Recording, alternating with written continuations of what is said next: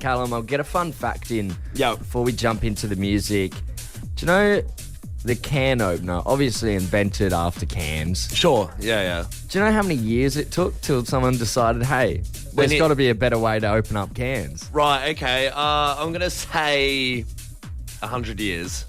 Ooh, overshot it. 48. 48 years. 48 years is a long time to go banging cans on the kitchen top and trying to open it with your teeth or whatever people were trying to do back then. It sounds horrible. Stabbing it with a knife. Like, what was the alternative? I don't know how it took 48 years for someone to be like, there's got to be a better way. There's a better way, guys. There has to be a better way. Introducing the two most handsome newsreaders in Fresh. The CBD, Adelaide, the world. News with Tom and Callum on Fresh 92.7. Yes, kicking us off last night was the farewell for AFL legend and motor neuron disease advocate Neil Danaher. It was at the MCG. The state funeral. Great affair. His family spoke so well. Yeah, absolutely. So had all of his family there doing speeches, a tribute from Anthony Albanese, and yeah, it was just a very heartfelt testimony to all of the great work he's done, obviously on the field with AFL and, of course, with Fire M&D. He's done an incredible job raising over $157 million for that cause. So it's a great celebration to look at everything he's done in his life. Yeah, it's just, it went booming this year, the amount of donations for the cause, which is so great to see, especially like in these economic times. Absolutely. It's so hard. But yeah, the final number, I'm keen to see exactly how much. Oh, 100%. I say 157 mil, but that's creeping up all the time and stuff. Yeah. So it's just like constantly going. I've heard figures like expecting around the 170 mil really? mark Yeah, as yeah. total. That'd be great. Yeah, crazy. Unreal to see. So Pat yourself on the back if you've supported. For sure. And farewell to a legend. In other news, Mexico is getting, this is kind of what we were talking about the other day on the show in terms of public holidays and things like that and working from home. Okay. Mexico is getting a full work from home day because of the World Cup. Fantastic. How good is that for them? So the president over there has said, hey, look, it's a complete work from home. He knows what that means. Yeah. No one's working. But he's literally said everyone can, unless you're in healthcare and things like that, everyone can just work from home. Anytime Mexico plays, or is that just... I think it's just for the first day. It kind of like kicks off and everything. Yeah. It's to ease traffic with tourists coming through the city and all that stuff. But Yeah. no one's working. No one's He's just working trying to at help all. traffic flow, Yeah. you know. No, that Good would great dude. And lastly, this one's a bit of a strange one. Over in Bathurst, there's been a seizure of 100,000 exotic cockroaches. Rewind. And they're calling it a bug bust. Rewind. What do you mean exotic cockroaches? So these exotic cockroaches are, I don't know how or why, but they're worth up to $200,000. What? These cockroaches. Who's buying cockroaches? Right. Unless you're feeding them to your snake or frog or I don't know, whatever eats cockroaches. How crazy, isn't it? So these cockroaches are worth up to $200,000. There was 100,000 of them. They've been seized from this house in Bathurst. Police have done the full investigation and stuff. It was the Madagascar hissing cockroaches that were particularly expensive. Yeah. My favourite. They have to be seized because they're dangerous to wildlife and things like that if they get out. So they're a live cockroach. They're not like in amber or anything. No, they're live. Yeah. What are you doing with a cockroach? What are you doing with those cockroaches as well? Because they're so dangerous to the environment and the wildlife, right? So do you just have them in your little sanctuary at home? I don't know. It's one of those exotic things you're like, oh, these are so dangerous if they get out. And I've got them in my bedroom here. Well, what's the appeal? I mean, I've heard of, illegal exotic breeders before, but I've never heard of the... No. In a bug bust. The bug bust of the century here in Australia. It's the bug bust of the millennium, Yeah. I'd say. I don't think we'll see another bug bust for a while because this is the first one I've ever seen. I hope I never see another bug bust, to be honest. I don't want to see anymore. Tom, really interesting stuff. Bit of a sciencey one. A bunch of scientists have, discovered, I guess, it's a mummy, but not your traditional mummy in the sense of a As in Egyptian mummy or like my mummy? No, so kind of like Egyptian mummy, but not quite there either, right? So it's not from Egypt or anything. It's one of those, it's more of a mummified corpse that was found in 1991 and they've been continually, until now, doing studies on it. Right. But it was actually frozen before Egyptian times, My 5,300 years ago. So it's the Captain America of mummies. It's literally Captain America or Jasper from The Simpsons being frozen in Apu's Quickie Mart kind of situation. Oh, yeah. It's giving that who vibe. the hell is Jasper? Yeah, real niche Simpsons bit. But Guy with the beard. yeah, exactly right. Rats and paddling. Yeah. So it's about 5,500 years ago, they detect that he was alive. He was shot in the back with an arrow in the Alps of Italy and Austria, and he's been frozen there until 1991, and that's when they took his body. And like I said, over the years, up until 2026, have been doing studies on him. Everything is weirdly preserved in a pretty good way, his guts and his stomach and stuff like that. Isn't that It's the so whole cold. point of mummification? It preserves the body quite well, and then I guess on top of that, to then be frozen, Yeah, yeah. you're ultimate preserving your body. Yeah, absolutely. So he's good to go. This guy is fresh as, to the point where the scientists have discovered yeast in his gut. Yeast. So yeast and bacteria and things like that. Wow, okay. So living organisms and yeast and stuff are found to be preserved within this body, and they've only just discovered it now. And of course, what do they do with yeast? Make beer. Not beer. Someone in the office said, hey, look, can we make bread? No. So they've made sourdough bread out of this mummy. Has anyone tried it? Would anyone be brave enough to try mummification mummified sourdough? Probably the same price for the sourdough in Melbourne, wouldn't it? The cafes you get over there. Well, God, who thought, let's do that? So apparently it was someone on the team. It was a scientist that was like, hey, look, yeast, you can make bread. Should we give it a go? And they've all done it. It took 3 months to try and get it right. Is it safe? Is it safe to eat? Yeah. I believe so. It doesn't say anything about it not being safe because it's just yeast in the end and they've just done their sciencey stuff to it. See, the thing is, I don't know if I would try mummified sourdough, but if they did do beer, Okay. I would be somewhat inclined to drink a mummified beer that's thousands of years old. 100%. So this is the funny thing. They've tried the bread, and then apparently one of the scientists, who I presume is like the class clown of the elite scientists of this group, also said, should we try beer next? So it's on the cards that we could get this Iceman yeast beer from 5,500 years ago. God, imagine mass producing Mass production. Yeah, that would be crazy. Mummy's milk. Mummy's milk at every pub near you. Callum, working anywhere, you pick up a few things. Yep. You know, how things are done behind the scenes, the trade secrets, Sure. if you will. And we want to know all the trade secrets you know, whether it's in retail or hospitality or whatever. Yeah, so it's such a funny one doing a segment like this, asking for your trade secrets, because they're secrets for a reason. Sometimes you don't want people to know, and we're flat out just asking for them. So we want you to help us out a little bit. You can be anonymous. Yeah, You absolutely. can be discreet about it. Look, to get things started, to get the ball rolling, I learned a trade secret from the pub I used to work at the other day. I'll blow the whistle.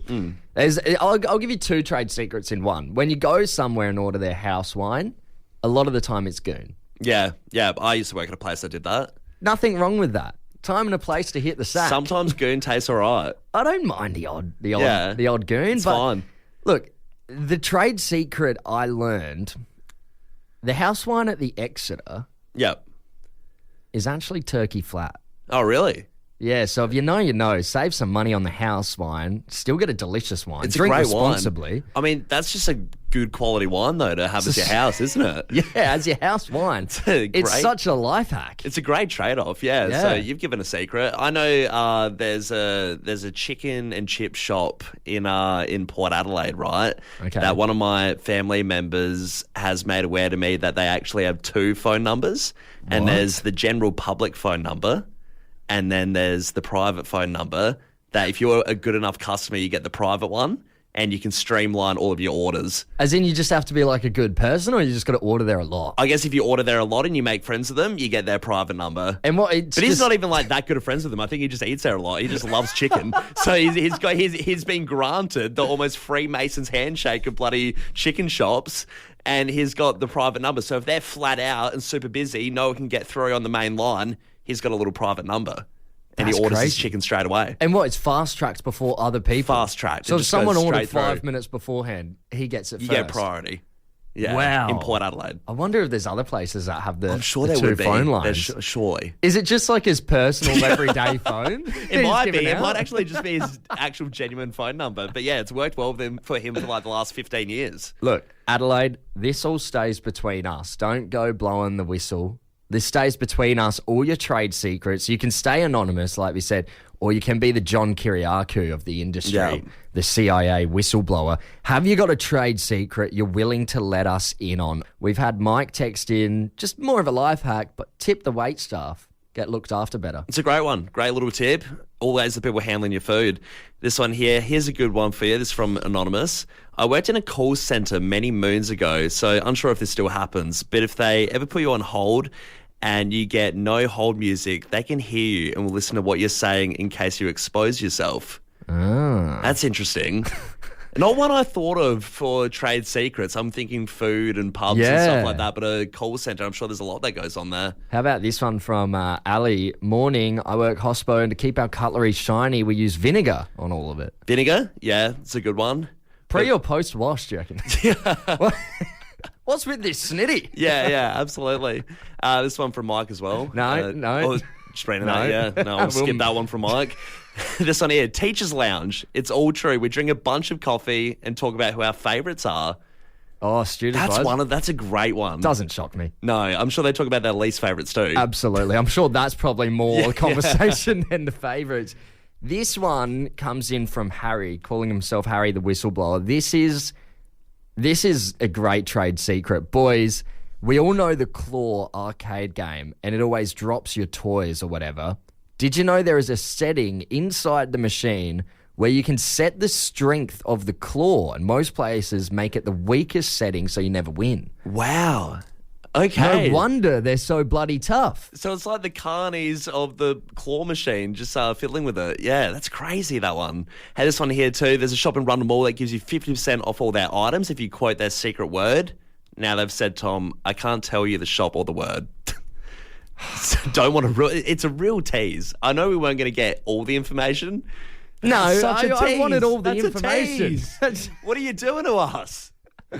There's another one. Worked in an Italian restaurant. Everything was claimed to be freshly made, all sitting there for a while and microwaved on the night.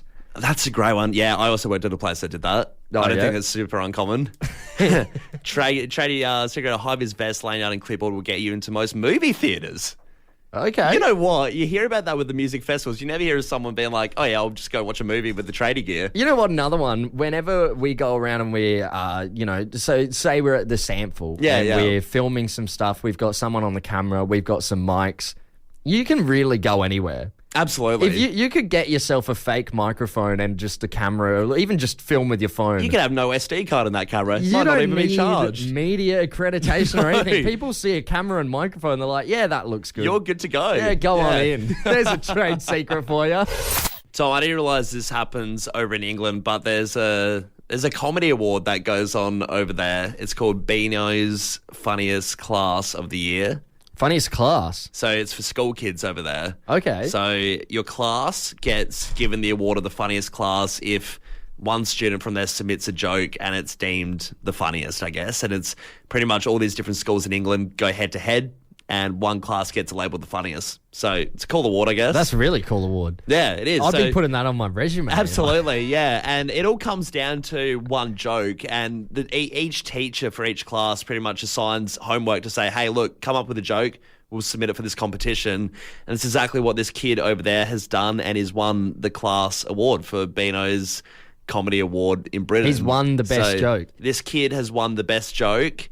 It involves onion rings, I'll tell you that much. That's but weird. I had onion rings last night. Weird, okay. All right, well, maybe I you'll feel be... like I'm an expert. Maybe you'll be good at this game because I've given you 3 jokes. One of them is the correct one that this kid won Beano's Funniest Class of the Year award with. Yeah. Right? Okay. And 2 you've come up with. 2 I've come up with. All right. All right. So don't laugh too hard at mine. They're going to be absolutely hilarious. I don't mean to smoke this kid out of the water.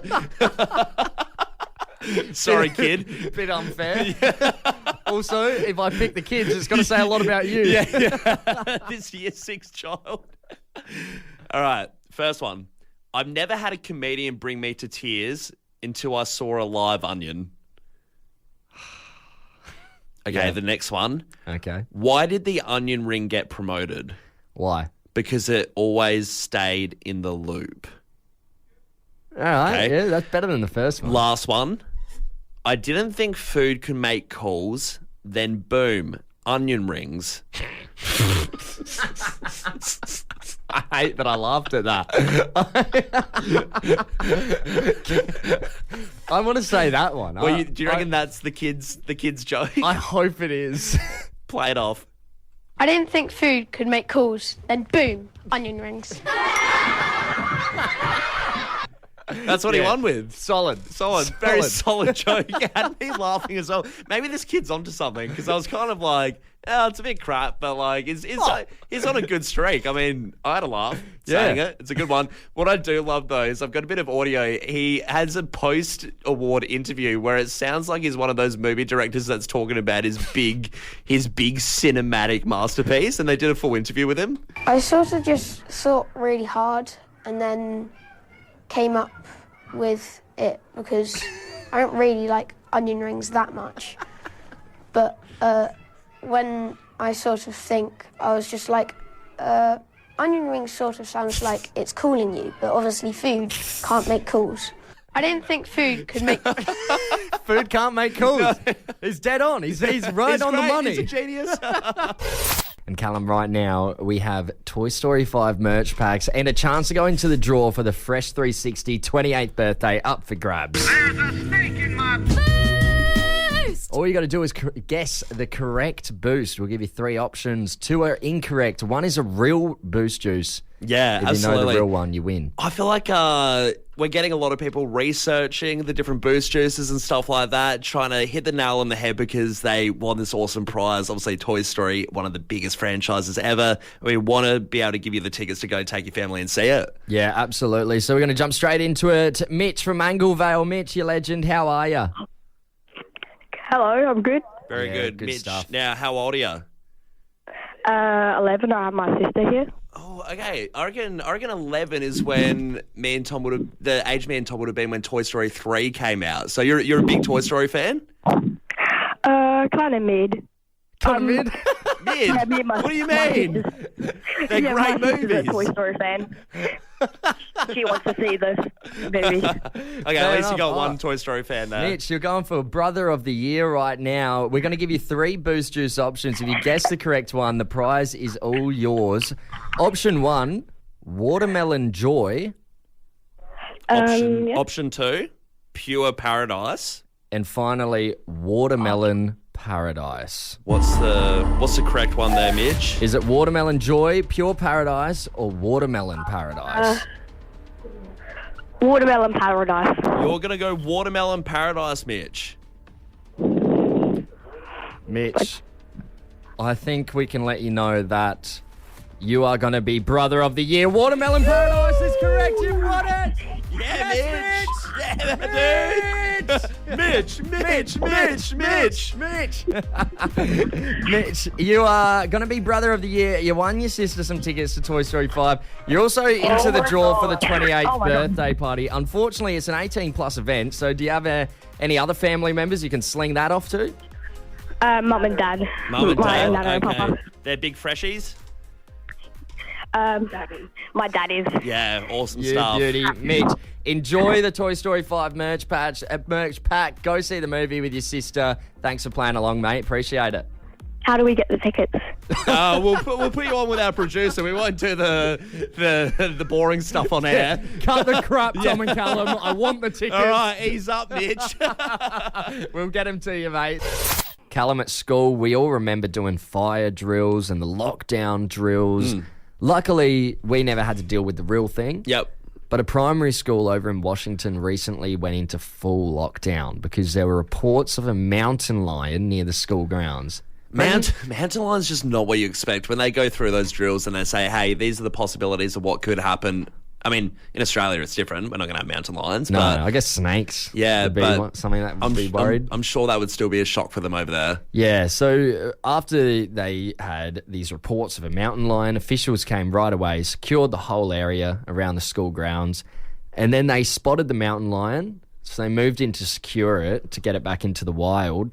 As they were approaching the mountain lion, they noticed it was eating something. Yeah. So they thought, oh, crap, better approach with like major caution. Caution, yeah, for sure. It wasn't until they got closer till they realised it wasn't a mountain lion at all. It was an extremely fat orange house cat feasting What? on a rat. Really? Bloody Garfield, what a fall from grace. When I was a kid, he liked Hasn't he? lasagna. Now he's just... He's feasting on rats at schools. He's a bottom feeder just eating rat. The best part about this whole news article is the AI picture they've used is a police officer cuffing a fat ginger cat. They always do this with all of these stories that pop up in the news of animals being detained. They always do a bloody AI picture of them being handcuffed. Come on, Garfield. Yeah. You're better than ridiculous. this. What would Odie say? How ridiculous, though. Yeah, a house cat. Imagine also being the owner of the house cat. It's like, oh, bloody Whiskers, where are you? Where are you? Turn on the Channel 10 news. I just didn't even think a house cat could get so fat it would be mistaken for a mountain lion. It's crazy.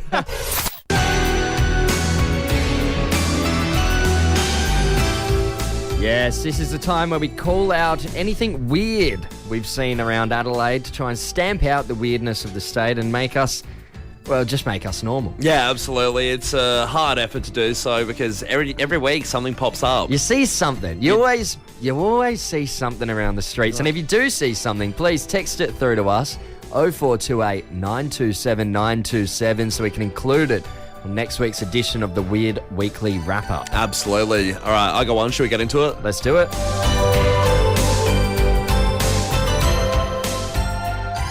Now, the start of this story is not going to sound weird at all. All right. I was at the pub on the weekend. Yep. Not a weird bit. However, when I was there, I was at the urinal, right? And this Now we're getting somewhere. urinals are weird. Urinals are weird. Yeah, it is a weird concept, Who isn't came it? up with the idea of a urinal? Bunch of Very- blokes. Very strange. Bunch of blokes weighing into a trough, Yeah. standing side by side. Side by side. Yeah, it is an interesting concept, isn't it? Trying not to look at each other, but you got to give the old like, hey, Little how you shake, going? eye Yeah. contact, not too much eye contact, Not too much shake. Yeah, exactly right. It's a good balance between the two. But I was in there, and this old bloke walks in, and he's got a beer in his hand, and he looks at the urinal, and it's one of those ones that doesn't have The lip up the top lip so at you the can top. rest a beer. Exactly. So he's got nowhere to rest his beer. There's no side of it in the room. Now with a can, you can almost clench it down on your teeth and hold it in your mouth. Right? That's something that you have to do sometimes. Yep. But yeah, when you got a pint, you're kind of stuffed. Yeah, exactly right. So he's got the pint, and then I'm at the basin washing my hands. I'm all done, right? And he's like, bloody, gives me the old codger kind of like, he's like, bloody nowhere to put the beer, is there, mate? And I was like, I'm done washing my hands. I was like, you can use the basin here because I have I like thought a you were going to little offer spot to there. hold his beer. Nah. While he wheezes. Mind if I have a sip? What's this? Pale ale. Nice. What are you doing, mate? You're having a piss, I'm drinking piss. Yeah, it's all the same, mate. But no, he's got there's a room on the basin here for his beer. So I've said, I'm all done here. You can just chuck your beer there. Instead of putting his beer on the basin where there's actually a spot for it, as we were talking about before, he tries to do the hold in the beer pint with his mouth. No. So he's undone his pants. He starts to go for it. Yeah. And then he's got his. If you're just tuning in, we're talking, he's in the bathroom. He's at the urinal. And his bloody put the pint in between his mouth and held it up, like put his neck upwards like a duck. Yeah. And then like it looks like a beak coming off of him, and he's just trying to do it. There's beer like rushing into his mouth. He can't handle it. How He's like, full was "Oh, his pint? Like half pint. Crazy effort, right? Did the pint smash? No, Did he gave up eventually, and he quickly put it down and put it on the basin. But it was a bloody weird sight for a bit there. So what are you doing? I feel like this is a good time to put it out there that we're not advocating to take your drinks to the bathroom. Leave them at the table. Yeah, if you have for a sure. friend, put them behind the bar. 100%. It's not very hygienic. What a weird way to do it.